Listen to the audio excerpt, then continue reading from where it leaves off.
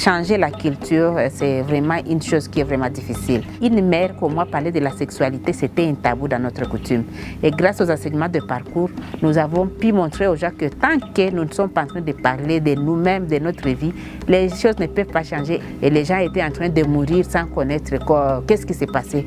Par exemple, quand on parle de nos traditions, si un homme mourait, et cette femme qui avait perdu le mari était obligée d'être épousée par les petits frères du mari ou les grands frères du mari, sans pour autant faire les tests du VIH-Sida. Et là, c'était une méthode de l'expansion du VIH-Sida.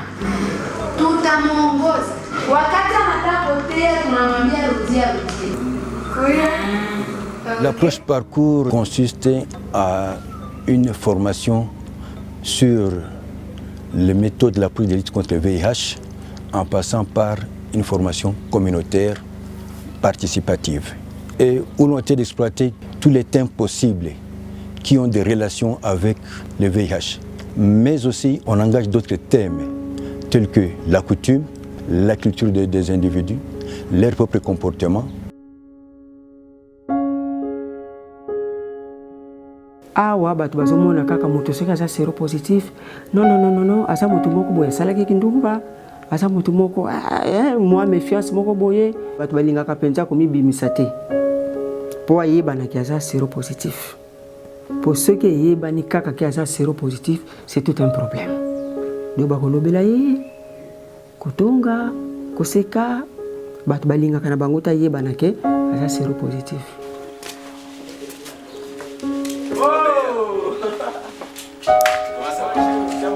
En soi, on a témoigné que nga nasalaki un peu agressif.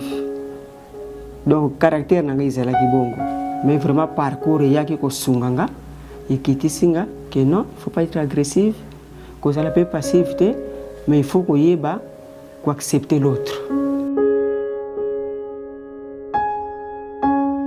Le mandat du PNUD dans la lutte contre le VIH-Sida porte sur la lutte contre la discrimination et la stigmatisation, la promotion d'un environnement favorable aux personnes vivant avec le VIH et aux populations clés.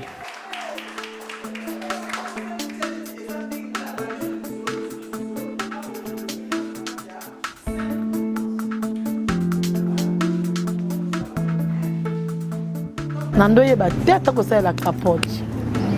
Donc ceux qui n'abîment mobile on ta capote car na ndenge na ye P1.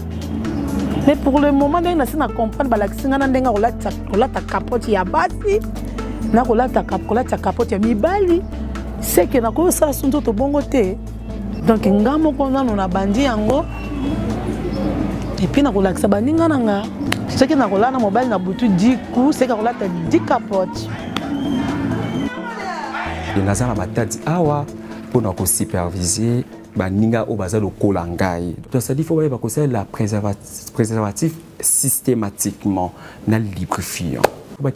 Chaque 3 mois faut passer ça test de dépistage.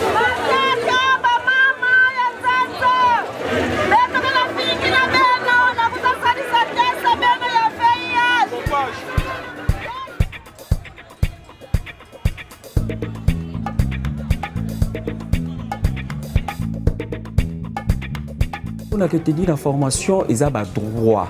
Et ça, c'est question que ba pimeli musala, soit tanga na pour belé tout ça pour tout tanga, mais aucun de comme musala, on peut sauter parce que tu es gay. Donc justice fait ça là, juste et raisonnable. Et là on a kangi a de ça dinga ça pas droit nanga, la peine pas droit, il y a qu'on respecter pas droit ba tout mususu. Le problème du VIH, c'est vrai que ça a été médicalisé depuis longtemps.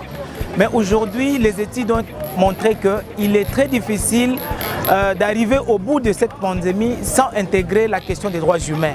Et nous, en tant que ministère, nous mettons en œuvre toutes ces lois-là. Nous veillons à ce que les droits de toute personne, tout Congolais soit respecté dans ce sens, quel que soit son statut sérologique ou encore son appartenance, son orientation sexuelle.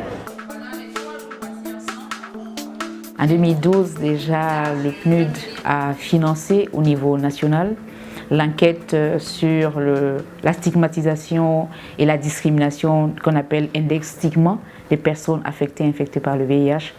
C'est sur la base de ce document que certaines actions qui sont en cours aujourd'hui ont été identifiés. Parce que cette enquête a permis de voir que les personnes affectées et infectées par le VIH sont énormément discriminées, que ce soit au niveau familial, au niveau de la communauté, même au niveau hospitalier.